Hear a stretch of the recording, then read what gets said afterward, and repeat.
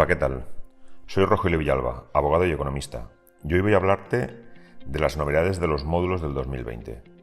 Si eres un autónomo y tu negocio puede estar incluido entre las actividades en módulos, hoy voy a hablarte, entre otras cosas, de quién debe tributar en estimación objetiva, cómo se calcula el rendimiento de la actividad, la cuantía del pago fraccionado, los plazos en los que tendrás que llevarlo a cabo, cómo puedes revocar o renunciar a los módulos, qué libros registros son obligatorios llevar en esta actividad y, cómo no, de las novedades que ha traído la orden de módulos del 2020. El sistema de estimación objetiva por signos, índices o módulos, conocido normalmente como módulos, es uno de los métodos que tienen los autónomos para tributar en el IRPF. Existen otras alternativas como son la estimación directa normal o la estimación directa simplificada.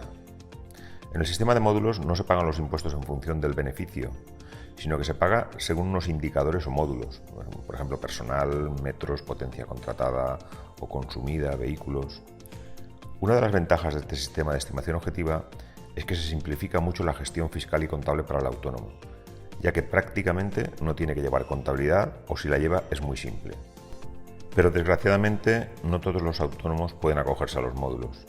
De hecho, tan solo pueden acogerse los autónomos que desarrollen determinadas actividades, todas ellas recogidas en la orden que los regula.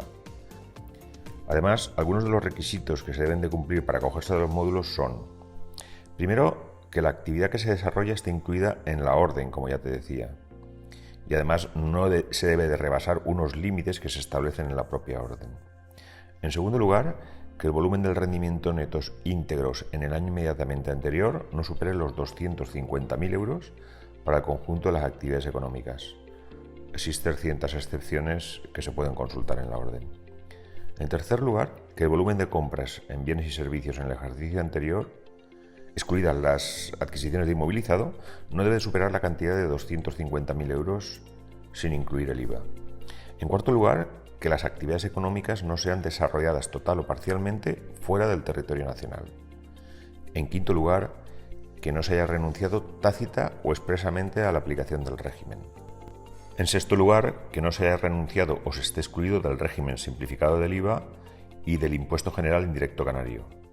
En séptimo lugar, que no se haya renunciado al régimen especial de la agricultura y ganadería del IVA ni al impuesto general indirecto canario. Y en octavo lugar, que ninguna actividad ejercida por el contribuyente se encuentre en estimación directa normal ni simplificada. Y no debes olvidar que si tributas en estimación objetiva por signos, índices o módulos, estás obligado a acogerte a el régimen simplificado del IVA, el recargo de equivalencia o el régimen especial de la agricultura, ganadería y pesca en relación con los regímenes especiales del IVA.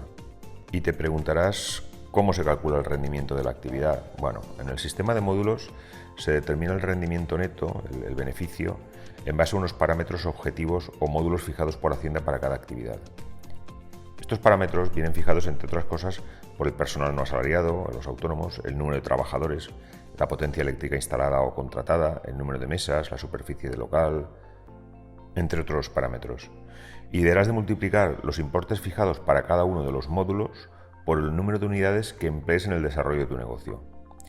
Y si se trata de una actividad agrícola, ganadera o forestal, debes de multiplicar el volumen total de ingresos por el índice de rendimiento neto que corresponda. Aquí también deberás de incluir las subvenciones corrientes o de capital y las indemnizaciones. Y no debes de olvidar que además, en la modalidad de estimación objetiva, debes deducir las amortizaciones. Una vez obtengas el rendimiento neto previo, deberás de aplicar unos coeficientes de minoración, o bien por incentivo al empleo o por incentivo a la inversión. Y según la actividad de la que se trate, deberás o no aplicar una serie de índices correctores por la población del municipio, por la duración de la temporada de la actividad, en caso de que sean nuevas actividades, que aquí puedes aplicar hasta un 20% de reducción, y hay otro índice corrector por exceso sobre determinados límites que se establecen en la orden. A la cifra ya le restarás el 5% y con ello obtendrás el rendimiento neto de la actividad, es decir, el beneficio. Y ahora tal vez te preguntes, ¿y cómo se calculan los pagos trimestrales? Bueno, pues los autónomos adscritos al sistema de módulos también deben de presentar los pagos fraccionados de IRPF por trimestres. Esto se hace mediante el modelo 131. El cálculo de estos pagos se realiza aplicando un porcentaje sobre el rendimiento neto previo, como os he dicho anteriormente. Y te preguntarás cuándo se presentan los pagos trimestrales. Bueno, pues los plazos para presentar los citados pagos son el primer trimestre del 1 al 20 de abril, el segundo trimestre del 1 al 20 de julio, el tercer trimestre del 1 al 20 de octubre y el cuarto trimestre del 1 al 30 de enero del año siguiente. Además, al margen de los trimestres, no debes olvidar que también debes de presentar la declaración de renta anual. Pero si no quieres estar en módulos o quieres volver a módulos, tal vez te preguntes cómo puedo renunciar o revocar la renuncia a los módulos. Bueno, puedes renunciar al régimen de estimación objetiva cada año mediante la presentación del modelo 036 o 037. En caso de renunciar, pasarás a tributar en estimación directa simplificada durante al menos 3 años. Y esta renuncia se entenderá prorrogada a años sucesivos si no revocas la misma.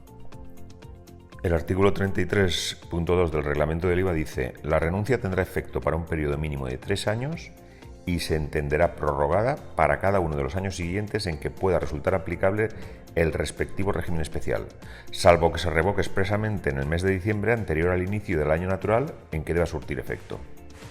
Y no debes olvidar que la renuncia implica que no podrás aplicar este régimen por ninguna de tus actividades si es que desarrollas alguna otra. La renuncia al régimen especial simplificado o al régimen especial de agricultura, ganadería y pesca del IVA supone también la renuncia al régimen de estimación objetiva de IRPF por todas las actividades económicas ejercidas. Y si la renuncia se plantea en régimen de atribución de rentas, o sea, cuando se es una sociedad civil o una comunidad de bienes, esta deberá de formularse por todos los socios comuneros, herederos o partícipes. Podemos diferenciar dos tipos de renuncia: la renuncia expresa, que es la que se realiza en el mes de diciembre anterior al inicio del año en el que deba surtir efectos la misma, y la renuncia tácita, que esa se entenderá efectuada cuando se presenta el plazo reglamentario de la declaración correspondiente al pago fraccionado del primer trimestre del año natural, es decir, el 20 de abril. Y si se da la circunstancia de que han transcurrido más de 3 años desde que renunciaste y quieres revocar esa renuncia, también puedes hacerlo.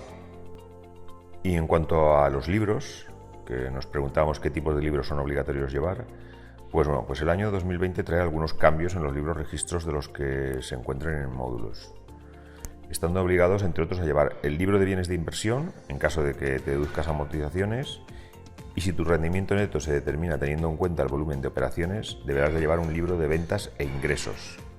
Es un supuesto, por ejemplo, de actividades agrícolas, forestales y ganaderas. Pero no olvides que también estarás obligado a conservar las facturas emitidas y las recibidas, así como los justificantes de los módulos aplicados. Y si estás en el régimen simplificado de IVA, también tendrás obligación de llevar un libro registro de facturas recibidas de IVA. Si deseas más información sobre el tema que hemos tratado hoy, te recomiendo que leas un artículo de nuestro blog relacionado con el mismo. Te dejo un enlace para que te resulte más fácil acceder. Contacta con nosotros y te explicaremos cómo podemos ayudarte. Espero haberte sido de ayuda, y si quieres estar a la última sobre este y muchos más temas en materia fiscal, laboral o jurídica, suscríbete a nuestro canal. Y se me olvidaba, si todavía no lo has hecho, suscríbete de forma gratuita a nuestra newsletter semanal y te mantendremos informado de las novedades legislativas, noticias de interés, subvenciones y ayudas, entre otras cosas.